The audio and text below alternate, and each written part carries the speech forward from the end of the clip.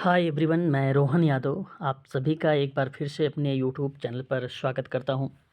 आप सभी को बता दूं कि मैं अपने यूट्यूब चैनल पर समाज कार्य के संदर्भ में संपूर्ण जानकारी प्रोवाइड कराता हूं।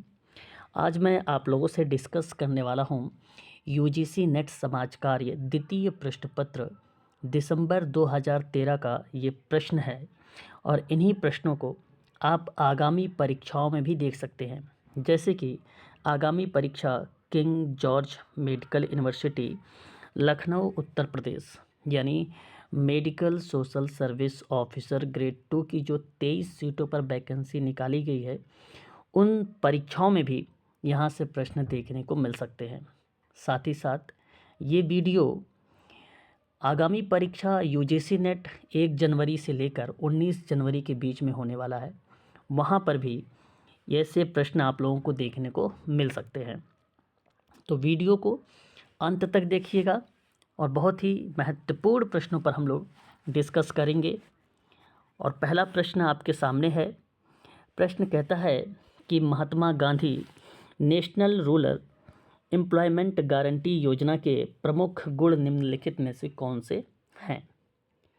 आप सबको बता दूं, महात्मा गांधी राष्ट्रीय ग्रामीण रोजगार गारंटी अधिनियम भारत में लागू एक रोजगार गारंटी योजना है, जिसे 25 अगस्त 2005 को विधान द्वारा अधिनियमित किया गया था।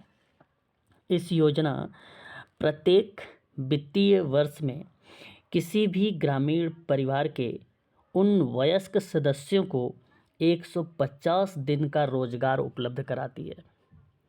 और इस योजना का जो प्रमुख गुण है वो है अधिकार आधारित ढांचा, श्रम प्रधान कार्य, विकेंद्रित नियोजन और महिला सशक्तिकरण।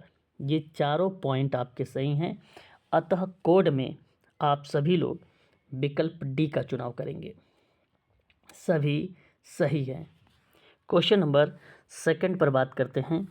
क्वेश्चन नंबर दूसरा जो है, पुनः आश्वासन। ये क्वेश्चंस रिपीटेड है, परीक्षाओं में कई बार ये प्रश्न आया हुआ है। पुनः आश्वासन एक प्रकार की तकनीक है जो निम्नलिखित के व्यापक वर्ग के अंतर्गत आती है। सही विकल्प होगा सैंपल यानी निदर्शन, और निदर्शन ऑप्शन आपका करेक्ट होगा, पहला विकल्प। Question number third. Question number third कहता है नॉर्मेटिव सिस्टम निम्नलिखित में से किसे संदर्भित करता है।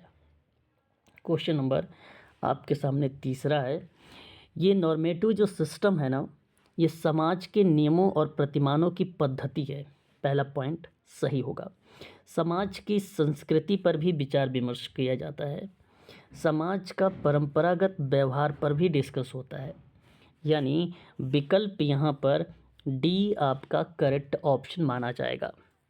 क्वेश्चन नंबर 4, निम्नलिखित में से किसके होने से जनसंख्या वैविध्य का पता चलेगा। तो मैं आप सबसे कहूँगा कि सेकेंडरी एसोसिएशन होने से जनसंख्या वैविध्य का पता चलता है। पहला विकल्प आपका सही होगा क्वेश्चन नंबर 4 का। क्वेश्चन नंबर 5 देखेंगे। भारत के निम्नलिखित में से किस राज्य में सन 1952 में सबसे पहले सामुदायिक विकास कार्यक्रम शुरू किया गया था।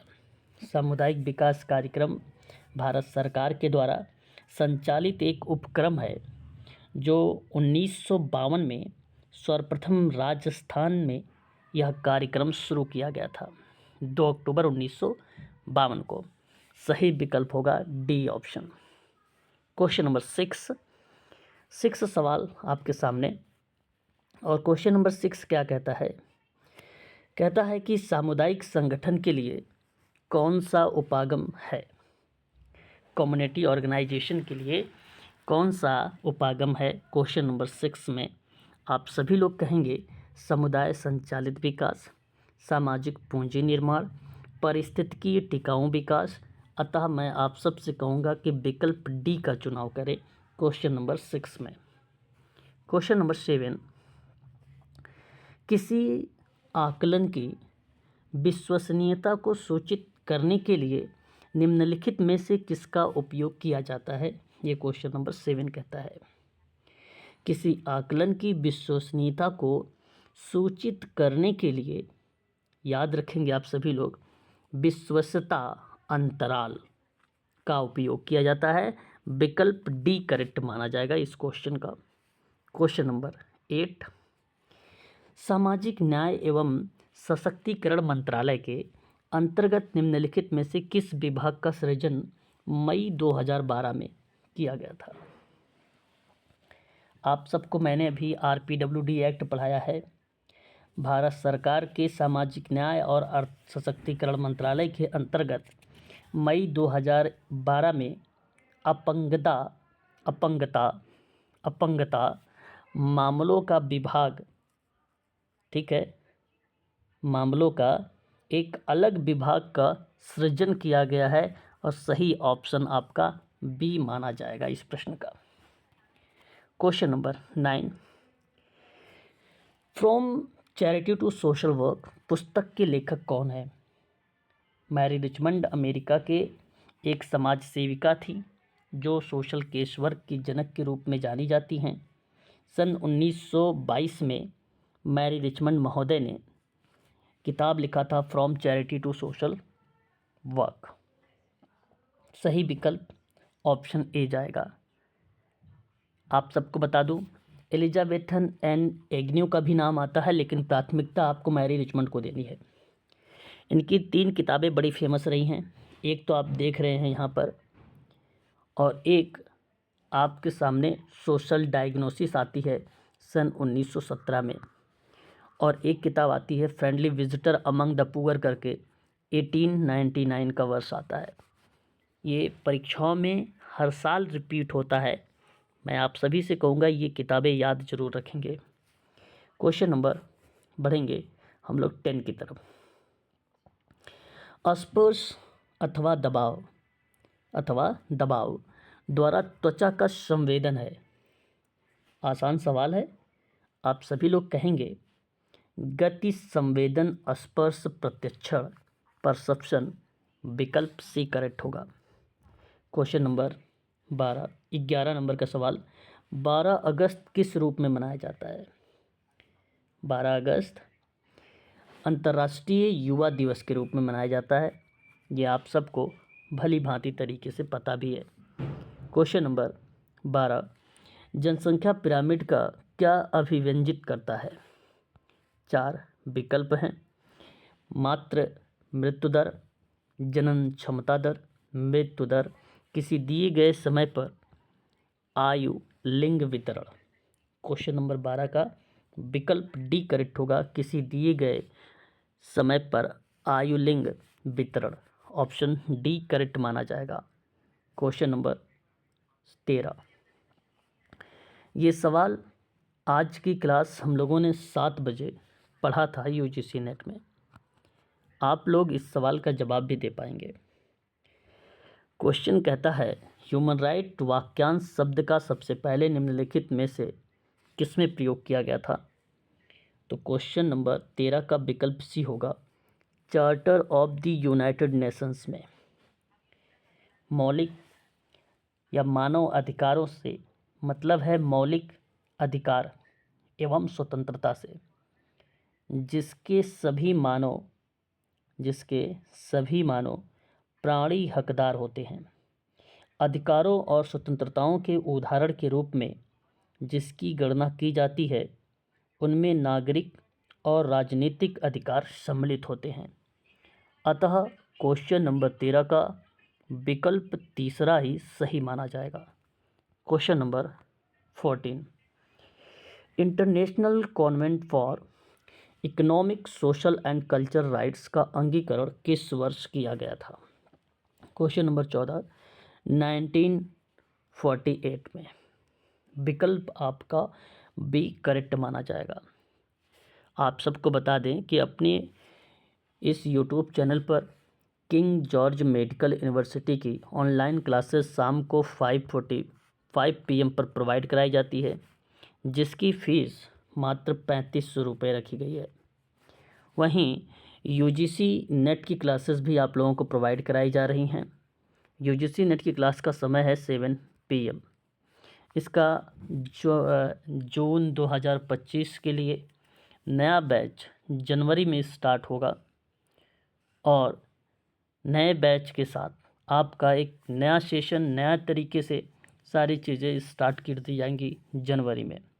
हालांकि किंग जॉर्ज मेडिकल यूनिवर्सिटी की क्लासेस के एडमिशन चल रहे हैं जिसकी फ़ीस मात्र 3500 रुपये रखी गई हैं।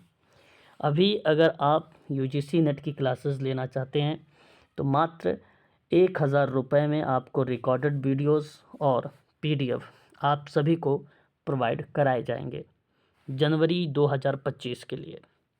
क्वेश्चन नंबर 15 पर बात करेंगे हम लोग। क्वेश्चन नंबर 15 कहता है, निम्नलिखित में से किसके अनुसार साम्यावस्था में रहने के लिए समूह को 4 प्रकार या प्रकारात्मक कार्यों अर्थात एकीकरण, अनुकूलन, पैटर्न, अनुरक्षण तथा लक्ष्य प्राप्ति को अनिवार्यता रूप में पूरा करना होता है या करना चाहिए। आप सभी लोगों को पता होगा, मैंने आप सभी लोगों को प्रकारवाद में एक नाम पढ़ाया है, टालकाट पार्सन्स। एक प्रसिद्ध मनोवैज्ञानिक थे जिन्होंने साम्यावस्था में रहने के लिए समूहों के 4 प्रकारात्मक कार्यों अर्थात एकीकरण, अनुकूलन, पैटर्न, अनुरक्षण, लक्ष्य प्राप्ति को अनिवार्यता रूप में पूरा करना चाहिए और यह विकल्प सही जवाब जाएगा टालकाट पार्सन्स का। क्वेश्चन नंबर 16, द्वितीय पंचवर्षीय योजना के प्रमुख बल को बदलकर किस पर कर दिया गया था? औद्योगिक विकास विकल्प सही माना जाएगा। क्वेश्चन नंबर 16 का विकल्प बी। समस्या समाधान का उपागम, problem solving approach, king George medical university के लिए इम्पॉर्टेंट क्वेश्चन है, नोट करेंगे बच्चे।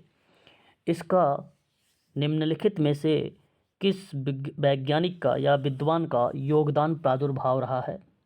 क्वेश्चन नंबर 17 में समस्या समाधान का उपागम 1957 में दिया गया था। समस्या समाधान का उपागम 1957 में दिया गया था H. पार्लमैन के द्वारा। विकल्प आपका सी सही जाएगा। क्वेश्चन नंबर 18, विसामान्य व्यवहार का एक सिद्धांत जो यह मानता है कि समाज अनुमोदित का मतलब होता है स्वीकारना, लक्ष्य की प्राप्ति के लिए समाज अनुमोदित साधन के अभाव के कारण विसामान्य व्यवहार उत्पन्न होता है। सही विकल्प होगा प्रतिमानहीनता का सिद्धांत, जो डोर्खिम के द्वारा ये चीज़ें बताई गई हैं। क्वेश्चन नंबर 19, मापन में अस्पष्टता को हटाने के लिए संगत चरों को परिभाषित करने को क्या कहते हैं? क्वेश्चन नंबर 19, मापन में अस्पष्टता को हटाने के लिए संगत चरों को परिभाषित करने को परिचलनीयता, चरों की परिचलनीयता कहा जाता है। विकल्प बी सही माना जाएगा। क्वेश्चन नंबर 20, वक्ररेखा कोटि के संबंध को किसके द्वारा संदर्भित किया जाता है? क्वेश्चन नंबर 20, आरेखिक सहसंबंध के द्वारा। विकल्प बी सही होगा। क्वेश्चन नंबर 21, भारत में सामाजिक वानिकी योजना को किन कार्यों के लिए आरंभ किया गया था? क्वेश्चन नंबर 21, सही विकल्प की बात अगर हम लोग करते हैं तो यहाँ पर ईंधन की उपलब्धता ग्रामीण क्षेत्रों में बढ़ाने के लिए, भूरक्षण को रोकने के लिए। यहाँ जब बात होती है भारत में सामाजिक वानिकी योजना को किन कार्यों के लिए आरंभ किया गया था, तो ईंधन की उपलब्धता ग्रामीण क्षेत्रों में बढ़ाने के लिए और भूक्षरण को रोकने के लिए। अतः विकल्प जो जाएगा पहला और दूसरा सही है, ऑप्शन ए आपका करेक्ट माना जाएगा। क्वेश्चन नंबर 22, आत्मनिर्णय के अधिकार में सामाजिक कार्यकर्ता यानी आप निम्न में किसकी पहचान करेंगे? पहला पॉइंट, सेवार्थी के स्वयं चयन करने तथा निर्णय लेने की स्वतंत्रता का अधिकार की आवश्यकता की, या अधिकार तथा आवश्यकता की। तो पहला पॉइंट आपका यहाँ पे सही हो जाएगा। Option number A is the right answer होगा, आत्मनिर्णय के अधिकार के संदर्भ में। क्वेश्चन नंबर 23, संवेगात्मक विकार जिसके व्यक्ति सत्य के प्रति उन्मुख होता है परंतु दीर्घकालीन दुश्चिंता से ग्रसित होता है। क्वेश्चन नंबर 23 का सही विकल्प जो जाएगा वो तंत्रिका ताप जाएगा, डी। न्यूरोसिस एक कार्यपरक मानसिक विचार है जिसमें व्यक्ति दुखी रहता है किंतु इसमें कोई भ्रम शक्ति अथवा विभ्रांति का अभाव होता है जिससे व्यक्ति का व्यवहार सामाजिक रूप से स्वीकार नहीं होता है। अतः इस प्रश्न का विकल्प डी सही माना जाएगा। क्वेश्चन नंबर 24 कहता है, निम्नलिखित में से किसने समाज कार्य के लक्ष्य तथा प्रक्रिया दोनों के पृथकता या पृथक्करण का सुझाव दिया है। क्वेश्चन नंबर 24 में हम आपसे कहेंगे कि विकल्प डी का चुनाव करें। कैरोल मेयर के द्वारा ये स्टेटमेंट दिया गया है, लक्ष्य और प्रक्रिया का अलग स्टेटमेंट आया हुआ है कैरोल मेयर का। क्वेश्चन नंबर 25, समूह परस्पर प्रक्रिया की योजना जिसे इंटरैक्शन प्रोसेस कहा जाता है, ये किसके द्वारा बनाया गया है? तो समूह परस्पर क्रिया की योजना इंटरैक्शन प्रोसेस जो कहा जाता है वो रॉबर्ट बेल्स के द्वारा बनाया गया है। विकल्प पहला सही है। तो ये प्रश्न समाज कार्य के संदर्भ में थे, मेडिकल सोशल वर्क के लिए और यूजीसी नेट सोशल वर्क के लिए। यदि आप यूजीसी नेट सोशल वर्क की ऑनलाइन क्लास लेना चाहते हैं या आप किंग जॉर्ज मेडिकल यूनिवर्सिटी की ऑनलाइन क्लास लेना चाहते हैं तो हमसे संपर्क कर सकते हैं 8506031308 पर। आप हमें कॉल करके भी और व्हाट्सएप के माध्यम से भी आप हमसे बातचीत कर सकते हैं। अधिक जानकारी के लिए इस नंबर पर आप ज़रूर संपर्क करें या डिस्क्रिप्शन में जाएं, वहां से भी मेरा नंबर आप लेकर मुझसे बातचीत कर सकते हैं। ठीक है, तो आज के लिए बस इतना ही।